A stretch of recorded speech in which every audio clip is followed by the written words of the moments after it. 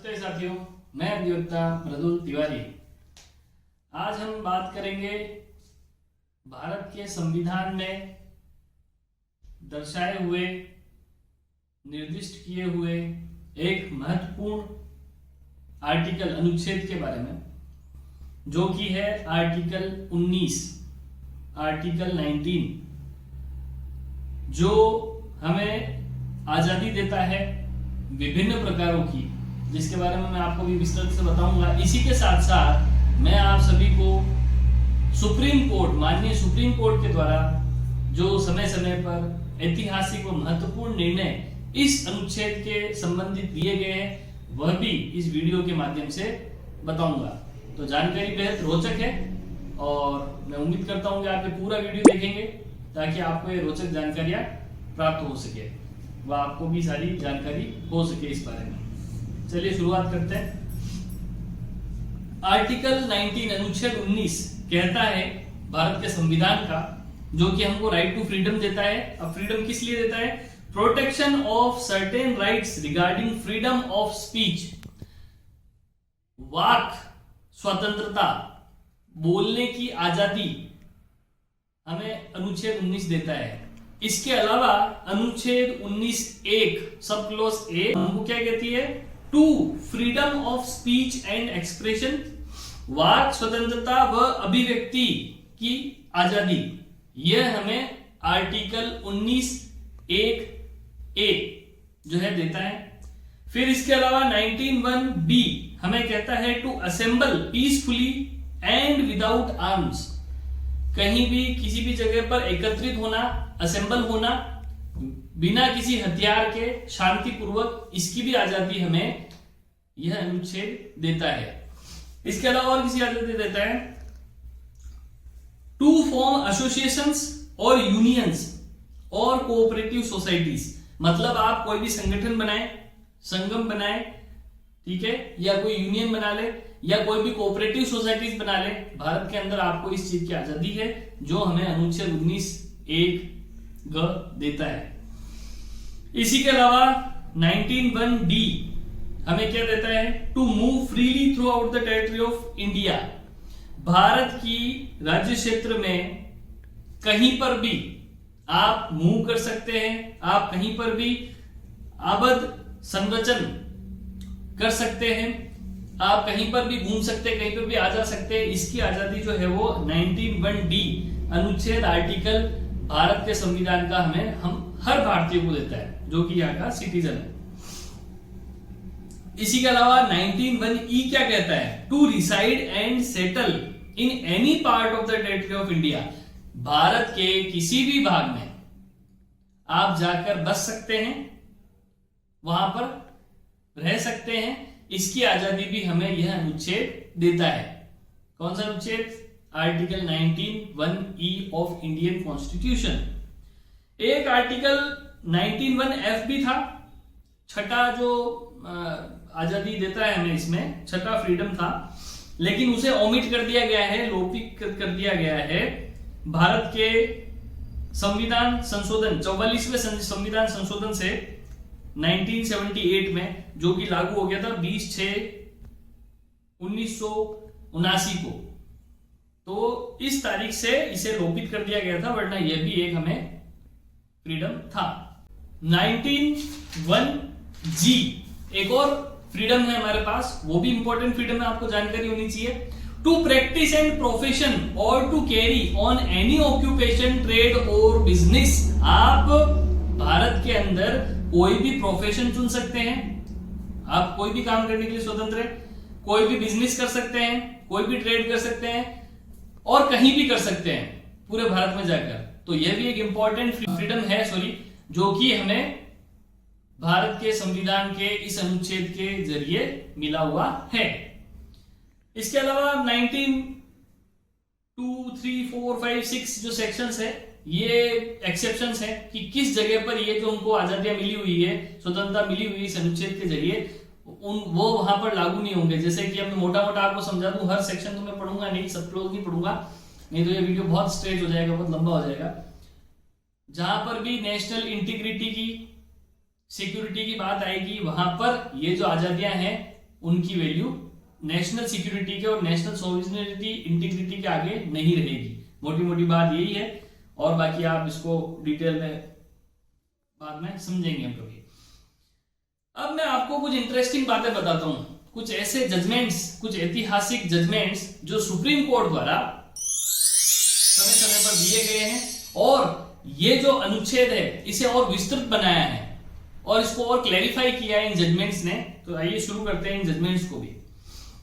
In State of West Bengal versus Subodh Gopal Bose in 1954 Supreme Court ने decision दिया था, the freedoms set out in this article are those great and basic rights which are recognized as the natural rights inherent in the status of a citizen। यानी कि ये जो fundamental rights दिए गए, ये जो फ्रीडम्स दिए गए हमको, ये ऐसे बेसिक राइट्स माने गए। सुप्रीम कोर्ट ने कहा कि ये कि ऐसे बेसिक राइट्स हैं जो कि हर भारतीय नागरिक के नैसर्गिक अधिकारों के रूप में माने जाएंगे। तो ये एक 1954 में जजमेंट दिया था सुप्रीम कोर्ट ने, जो कि इंपॉर्टेंट जजमेंट था। इसी के अलावा एक 1996 के अंदर सुप्रीम कोर्ट ने जजमेंट दिया था, the freedom of expression brings within its ambit the corresponding duty and responsibility and puts limitations on exercise of that liberty. It does not give licence to make unfounded allegations against any institutions much less the judiciary. यानी कि supreme Court ने इसमें clear कर दिया था कि ये जो फ्रीडम ऑफ एक्सप्रेशन आपको दिए गए हैं और इसी के अलावा जितनी भी फ्रीडम्स और स्वतंत्रता इस अनुच्छेद के जरिए भारतीय संविधान का आपको मिला है, ये आपको ये लाइसेंस नहीं दे देता कि आप भारत की जुडिशरी, न्यायपालिका या भारत की कोई भी इंस्टीट्यूशन या सरकार के खिलाफ अनर्गल या बेसलेस आरोप लगाएं। तो ये जो आरोप लगाते थे पहले 1996 से पहले, ये विवाद उठा होगा कभी, तो वो सुप्रीम कोर्ट में गया और सुप्रीम कोर्ट ने वहां पर एक क्लेरिफाई किया कि यह जो अनुच्छेद है ये आपको आजादी तो दे रहा है, लेकिन वो आजादी नहीं दे रहा कि आप बेसलेस एलिगेशन कुछ भी उठाकर अनर्गल बोल दें भारत के इंस्टीट्यूशंस के ऊपर, या भारत की सिक्योरिटी को आप चैलेंज करें, या भारत की जुडिशरी को चैलेंज करें। तो ये आपको अधिकार इससे नहीं मिलता है। इसी के अलावा कृष्णा मूर्ति एंड अदर्स बनाम Union of India and another 2010 के अंदर सुप्रीम कोर्ट ने एक और ऐतिहासिक डिसीजन दिया था। क्या है वो decision? Right to vote and contest elections does not have status of fundamental rights. यानी कि right to vote and contest election fundamental right नहीं है हमारा। मतलब जो फंडामेंटल राइट्स का जो स्टेटस होता है वो right to vote and contest elections, मतलब कि वोट देना या इलेक्शन लड़ना, वो आपका फंडामेंटल राइट नहीं है, जबकि instead they are in the nature of legal rights which can be controlled through the legislative means। Fundamental right होने की जगह पर यह है लीगल राइट जो कि लेजिस्लेचर के द्वारा कंट्रोल में किया जाएगा। यह भी एक इंपॉर्टेंट डिसीजन था जो सुप्रीम कोर्ट ने 2010 के अंदर दिया था। इसके अलावा एक और इंपॉर्टेंट डिसीजन बताता हूं, Ashok Kumar Thakur versus union of India in 2008। Supreme Court ने क्या कहा इस डिसीजन में? The expression all citizens in this article connotes that each and every citizen enjoys rights available under this article. Every individual citizen whose rights have been violated can approach the court। ये जो all citizens expression है ना, इस अनुच्छेद के अंदर बताया गया है कि सारे ही जितने भी citizens है भारत के, उसका मतलब क्या हुआ कि सारों से मतलब है कि ईच एंड एवरी, यानी कि हर प्रत्येक व्यक्ति जो भारत का सिटीजन है और जो भारत का सिटीजन होने की जो फॉर्मेलिटीज है वो पूरी करता है, उसे यह अधिकार होगा कि इस सेक्शन के अंदर, इस आर्टिकल के अंदर जो उसको फ्रीडम्स मिली है वो उसको एंजॉय कर सकता है। और अगर उसके ये अधिकार जो हैं इनमें से कोई भी अधिकार वियोलेट होता है, उसकी अवमानना की जाती है, तो वह कोर्ट जा सकता है उसके खिलाफ और कोर्ट का संरक्षण ले सकता है। तो यह भी एक इंपॉर्टेंट डिसीजन 2008 के अंदर सुप्रीम कोर्ट ने दिया था। अब एक और डिसीजन बताता हूं, देखिए बिना समय वेस्ट किए हम जल्दी जल्दी डिसीजंस बता रहे हैं ताकि आपकी नॉलेज भी मैं इंप्रूव कर सकूं और समय भी ज्यादा वेस्ट ना हो, तो इसीलिए हम लगातार कंटिन्यू सुप्रीम कोर्ट के जो डिसीजंस है इंपॉर्टेंट ऐतिहासिक वो बता रहे हैं। इसके अलावा एलगापुरम आर मोहन राज बनाम Tamil Nadu legislative assembly in 2016 supreme Court ने क्या कहा था, the 6 freedoms enumerated under this article inhere in all the citizens by virtue of their citizenship without the need of anything further। यानी कि जो जितने भी राइट्स मिले हैं, ये जो 6 फ्रीडम्स मिली हुई है आपको इस अनुच्छेद के जरिए, इसमें केवल भारत की नागरिकता इनफ है। अगर आप भारत की नागरिकता है तो आपको मिलेगा, इसके अलावा आपको और कोई भी चीज प्रदान करने की आवश्यकता नहीं है। यानी कि if you are citizen of India then there is no other requirement or which requires you to provide anything else to enjoy such rights।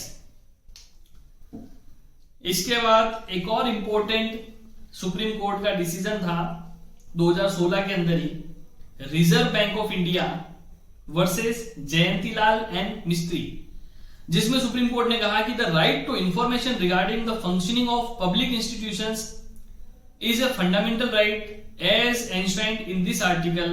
The Supreme Court has declared in a plethora of cases that the most important value for the functioning of a healthy and well-informed democracy is transparency.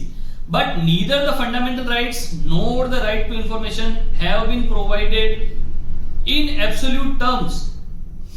The fundamental rights guaranteed under Article 19(1)(a) are restricted under Article 19(2) on the grounds of national and social interest। यानी कि जो right to information है, सूचना का अधिकार, government institutions के द्वारा जितनी भी वर्किंग की जा रही है उसमें ट्रांसपेरेंसी होनी चाहिए, पारदर्शिता होनी चाहिए, ये सुप्रीम कोर्ट ने कहा इस डिसीजन में। लेकिन यह भी कहा कि राइट टू इंफॉर्मेशन या फंडामेंटल राइट्स, इसके बारे में कोई एब्सोल्यूट टर्म नहीं है हमारे संविधान के अंदर, यानी कि कोई उसका विस्तृत विवरण जो है वो नहीं दिया गया है हमारे संविधान में। और जो फ्रीडम्स दी गई है आर्टिकल 19(1) के अंदर या आर्टिकल 19(1)(a) के अंदर, उसको रेस्ट्रिक्ट भी किया गया आर्टिकल 19(2) के अंदर, तो यह भी सुप्रीम कोर्ट ने कहा है। इसी के साथ साथ एक और इंपॉर्टेंट डिसीजन 2012 के अंदर सुप्रीम कोर्ट ने दिया है, वीके नासवा बनाम यूनियन ऑफ इंडिया। इसमें सुप्रीम कोर्ट ने कहा है the right to fly the national flag is a fundamental right. जो भारत का राष्ट्र ध्वज है तिरंगा, उसे फहराना ये हमारा फंडामेंटल राइट है, ये आपका मूलभूत अधिकार है। The flag code provides guidelines to be observe for preservation of dignity and respect to the national flag. और जो फ्लैग कोड बना हुआ है उसके अंदर राष्ट्रीय ध्वज की मान, मर्यादा, रेस्पेक्ट, डिग्निटी को बनाए रखने के लिए जो भी प्रोविजंस बनाए गए हैं उसको फॉलो करते हुए आप राष्ट्रीय ध्वज को जो है फहरा सकते हैं, ये आपका फंडामेंटल राइट है। तो आज जो हमने जाना कि भारत का जो संविधान है उसके अंदर ये जो अनुच्छेद है, अनुच्छेद 19, उसके जितने भी सब क्लोजेज है वो हमने जाने। इसके अलावा सुप्रीम कोर्ट के जो भी ऐतिहासिक निर्णय इस अनुच्छेद के संबंधित रहे हुए हैं वो भी मैंने आपको बताया है। तो उम्मीद करता हूं आपको ये जानकारियां बहुत अच्छी लगी होगी, रोचक लगी होगी और आपका ज्ञानवर्धन इस वीडियो को देखकर हुआ होगा। यदि आपका लेश मात्र भी ज्ञानवर्धन इस वीडियो देखकर हुआ है तो वीडियो को लाइक करें, चैनल को सब्सक्राइब करें, ताकि समय समय के ऊपर आपको इसी प्रकार के ज्ञानवर्धक वीडियोस जो हैं मेरे द्वारा इस चैनल के माध्यम से मिलते रहे। बहुत बहुत धन्यवाद।